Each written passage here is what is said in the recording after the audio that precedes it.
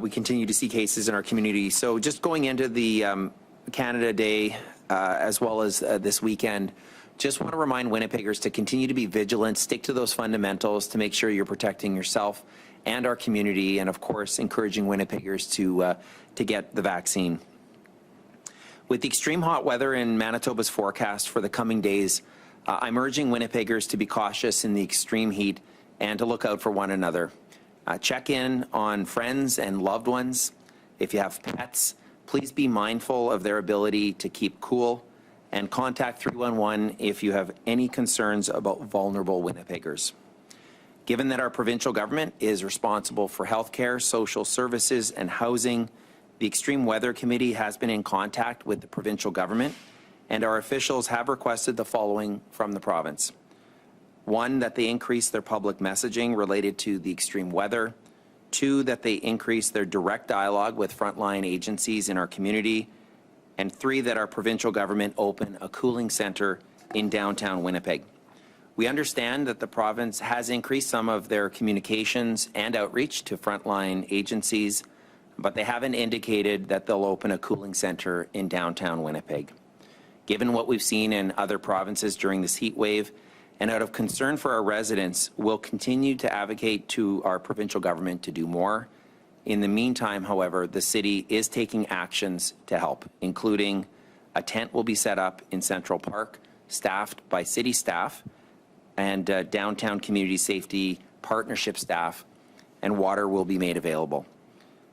The majority of the city's outdoor pools and splash pads will be open, and the main floor of the Susan A. Thompson building at City Hall will be opening as a cooling center.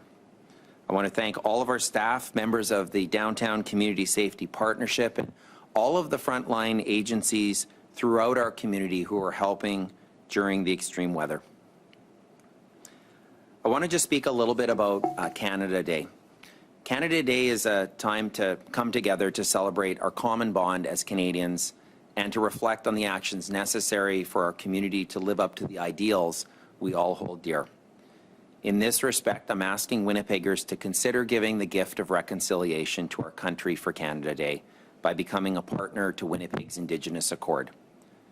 As a matter of course, Canada Day activities should and will continue to evolve to better reflect our community's values of inclusion. And in this respect, I want to thank the Forks for all of their work to put together a virtual Canada Day program that will include a moment of silence to honor the children lost and now found. As we're learning of a new discovery of unmarked graves near Cranbrook, British Columbia, I've directed that all flags at city buildings be lowered and the Winnipeg sign lit orange and dimmed for the next 4 days in harmony with the 4 levels of the spirit world in the Anishinaabe tradition. In closing, I'll just say this. I love Canada, even if I don't love all that Canada has done to its people over many generations. I'll be celebrating Canada Day with my family while also reflecting on what we as Canadians need to do better to build a country we can all be proud of. And I'd ask that my fellow Winnipeggers consider doing the same. Thanks very much, Merci and Miigwech, and Jay will provide you with an update, and then we're both available to answer your questions. Thanks. Thank you, Mr. Mayor. Good afternoon. My name is Jay Shaw. I'm the Assistant Chief of Emergency Management. Today I'm going to provide you with an update on the city's extreme heat response for the next few days. The city's spray pads are operating daily from 9:30 a.m. until 8:30 p.m. and most of the city-owned outdoor pools and wading pools are open. A complete list of all open aquatic facilities can be found at winnipeg.ca/pools. The city is also working to provide heat relief for some of our most vulnerable residents.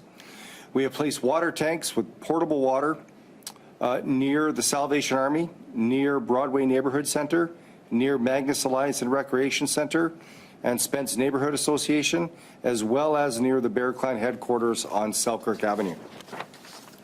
These locations were chosen based on feedback from community and supported by community organizations. These water tanks are replenished regularly and are available to anyone who are looking for fresh water. We would like to extend our thanks to the Salvation Army and Broadway Neighborhood Association who have been assisting with this initiative. We have also worked with the Downtown Community Safety Partnership to set up a tent in Central Park to provide bottled water for our neighborhood residents. This site will be staffed from noon till 8 p.m. daily through July 4th. Thank you to our partners at the Downtown Community Safety Partnership and Homeless Winnipeg and Main Street Project who have assisted with site guidance and staffing. We will also be opening up the main floor of the Susan A. Thompson Building at City Hall starting tomorrow through July 4th from noon till 8 p.m. as a cooling center where people can come inside if they require respite from the heat and grab a bottle of water if needed. I would also like to take a moment to remind you to check in on your friends, family, and neighbors during this extreme heat event. And finally, don't forget about your furry companions during this time, as extreme heat also affects our pets. We encourage you to keep them safe by limiting their time outdoors and providing ample fresh water. During this heat, we would like also to remind you that it is not a good idea to go biking with your dogs, as they can quickly get exhausted and even burn their paws. And definitely do not leave your pets in a vehicle. We will now take your questions. Thank you. We'll start with Joyanne from the Free Press.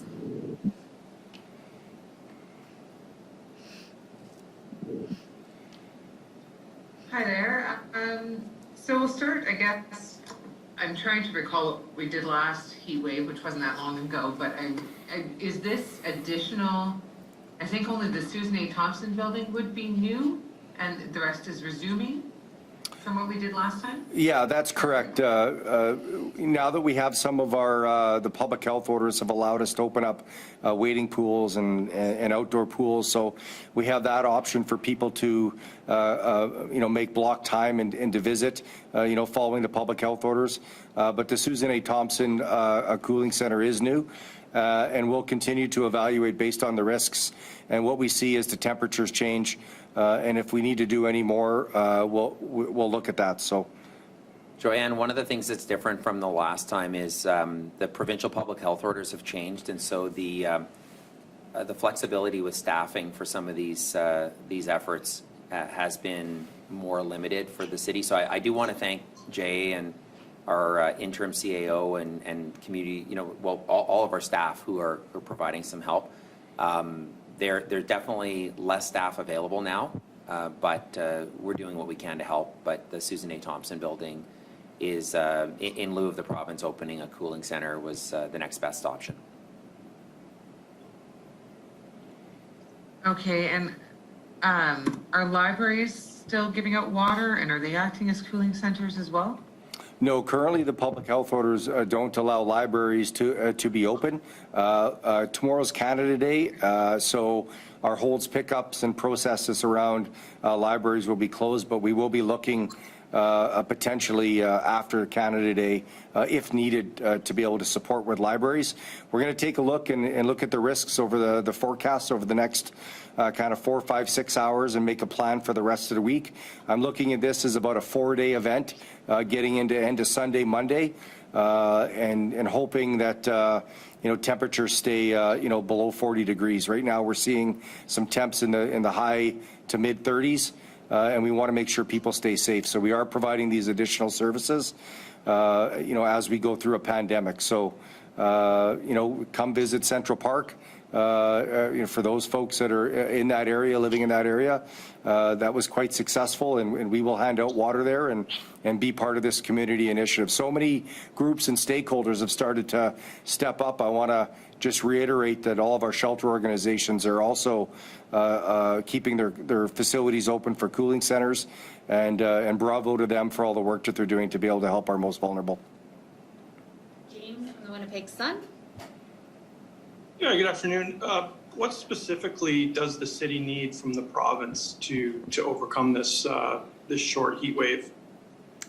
I can begin that answer. I mean, obviously, the province is responsible for healthcare, social services, housing, and so they really are the lead on these matters.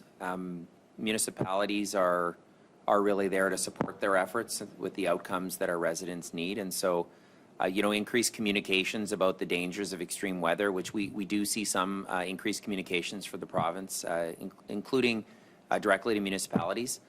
Obviously, making sure that their facilities are utilized. Our staff specifically asked that they open the concert hall and staff it during extreme weather. They haven't been willing to do that. And so that's why we're opening City Hall in order to provide that reprieve in this area of the city.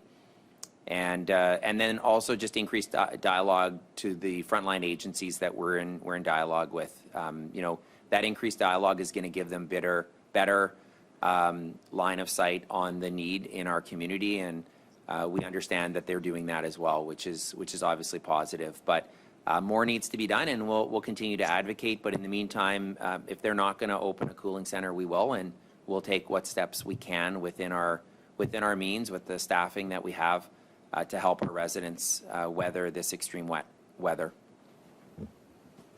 Okay, thank you. Joyanne, did you have any further questions? I do, yeah. So keeping with that cooling center, I don't recall the province ever adding a cooling center before. I think it's always been a city thing that the city has done it, but please correct me if I'm wrong on that. And why ask the province to do it now if that is the case, that they haven't done this in the past? I've had direct dialogue with Minister Gertzen during the last heat wave, in which we really are reminding the province that they are ultimately responsible for healthcare, social services, and housing. We're there to play a support role, but when it comes to healthcare, they're the lead, and they have obviously a responsibility to play. And I know that they're working very hard during COVID. This is another risk right now that our community faces and vulnerable Winnipeggers face. And so, with that, they are also part of the Extreme Weather Committee. There are provincial agencies and reps that are there. So, this is what we're trying to do to help our residents with the levers that we have. So you're thinking what the city has is not enough, basically, and so the province should fill that gap. Well, it's their responsibility. We're helping them. So it's not a gap that we need them to fill on our part. Healthcare, social services, and housing is a provincial responsibility. And so it's their responsibility to attend to those matters, and we're trying to provide support. But yeah, to answer your question, Joyanne, there is a need right now during the extreme weather that we're facing. I'm very concerned about the safety and well-being of our residents, and that's why our officials specifically asked for the concert hall to be open, but also for other measures that the province can attend to would be welcomed. In the meantime, in absence of a cooling center being open and staffed by the province, we're taking measures that we're announcing today with City Hall being open. And you said they haven't responded to that, or they being the province? What we understand is that they're not opening a center at this time. Hopefully, we'll continue to advocate, but we have no indication that they're going to be stepping up in that way, and that's why we've taken the action that we're announcing today. Okay, so if they said no to it, did they give a reason why they don't think that they should open a cooling center? I can't answer that directly, other to say that there's ongoing dialogue, Joyanne. And we'll continue to have that dialogue. But in the meantime, and I'm not gonna, I'm not in a position to be able to answer for the province. But what we can say is that request has been made, and in the meantime, we're going to be taking measures that we can accommodate within our limited means and resources. And the City Hall is one of those facilities that the public service is going to be opening up, which I'm pleased to see.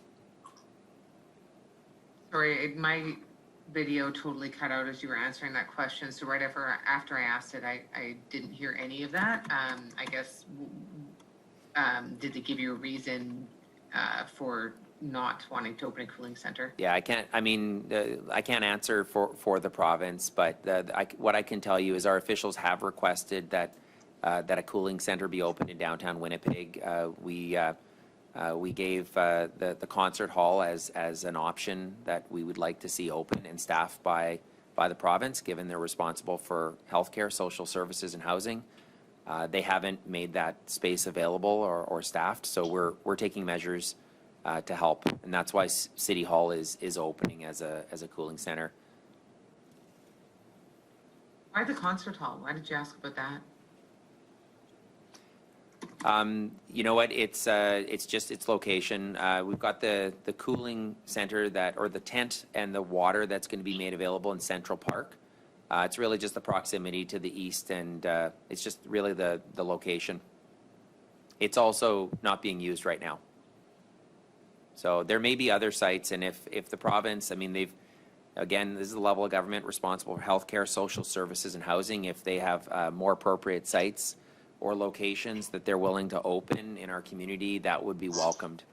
But given that that's not happening right now, we're trying to do what we can to help.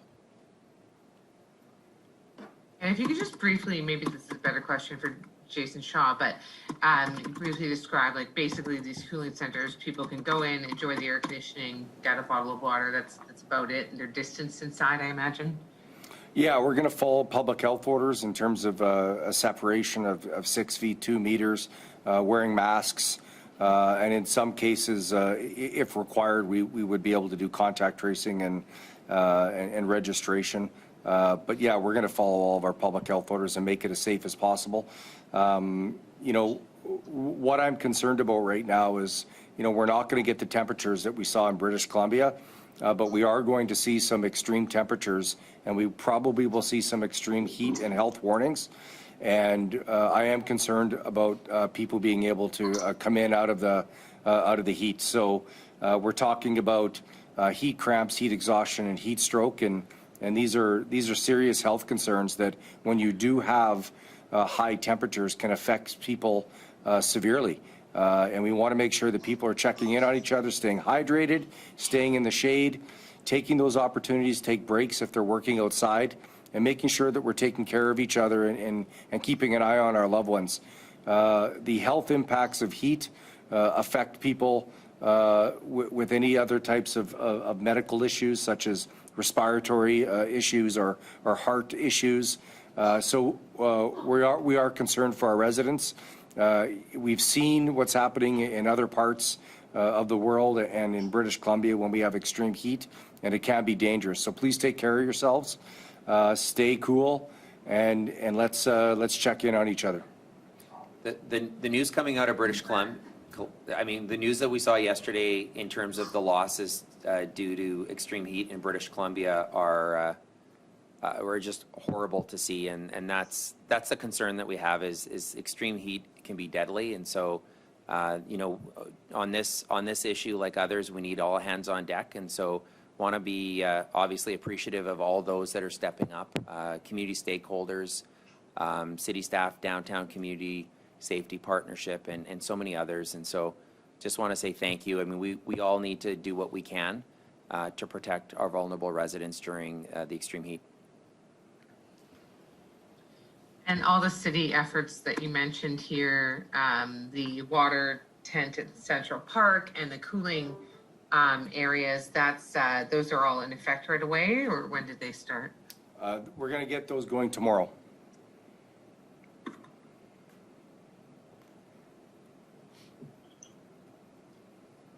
For people who find themselves in trouble with the heat, what are the options in terms of calling out for help? Yeah, that's a great question. So what I would say right now is if you know of someone who's vulnerable and you can check in on them in an apartment, or folks that may not have air conditioning, I would say, you know, do a text a check-in, you know, follow the public health orders, be safe, wear a mask, check in on people, make sure that they're doing okay. If they're not doing okay, you can always call 311. And see if there's some resources there in terms of the locations, and provide that information that they can go to a cooling center like City Hall. You know, and then what I would say is if you think this is a medical emergency, then you need to call 911. But right now, the big message that we want to get out is to check on people. Let's stay cool. You know, there's some tips that you can use that are available on the city's website for staying cool. You know, what we need people to do right now is to make sure that we're aware of what the risks are. that we can see severe outcomes from heat. And those outcomes can be from heat cramps to heat exhaustion, which is nausea and vomiting, dehydration. And then what we get to is a level where we call heat stroke, where we have significant impacts to our health. And we want to make sure that we're checking in on people so that if we see any of those symptoms, that we're escalating. And if it is a medical emergency, please call 911. But if you're looking for where resources are and where you can go, you can call 311 to be able to get that information, to learn about our hours of operation. This information will also be on the Winnipeg website. But the message right now is to let's take care of each other. It's going to be hot. Winnipeggers are used to the heat. But let's take care of each other right now and make sure that we're checking in on people. And take care of your pets too, James. We don't want to have to be responding to pets in cars. So let's take care of our pets. Let's take care of our elderly and people who are vulnerable. Make sure we're staying hydrated, taking lots of breaks. And we'll get through this. I'm seeing this heat event is potentially going to be ending at the end of the weekend. So. Okay, James? is 311, is that a 24-hour service? Yes, it is. Yeah. Yeah, Okay, 311 great. is 24/7. And so it's available if you have concerns about vulnerable Winnipeggers. The one thing I'll just add to all of the options Jay just listed, not everybody is watching press conferences or following on Twitter. And so your question is a really good one, James, because you're asking, okay, well, how do we reach people that may not be watching this press conference or following our Twitter accounts? And I checked this morning, there has been dialogue with the Downtown Community Safety Partnership in terms of ensuring that they know where some of these locations are, where people can go to get water and to get out of the extreme heat. And the measures we're announcing today, in addition to the other agencies that are available and are offering some reprieve from the weather, those linkages are happening with those street patrols that are out in the community that are proactively looking for our residents who may need some help and aren't obviously watching a press conference. So that's one thing that we're doing to try to make sure that as much as we'd love to think everybody's going to read your piece on this or Joyanne's, I mean, we want to make sure that we're going out to people to try to help. Okay, thank you.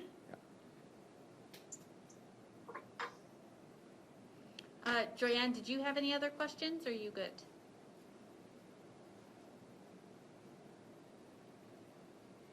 I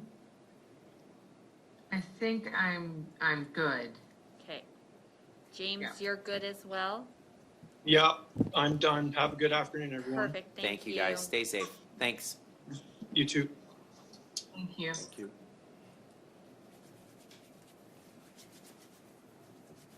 Thank you, guys. Thank you.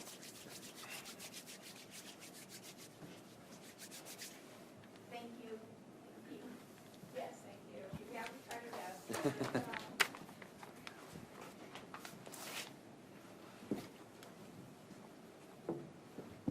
Good afternoon, guys.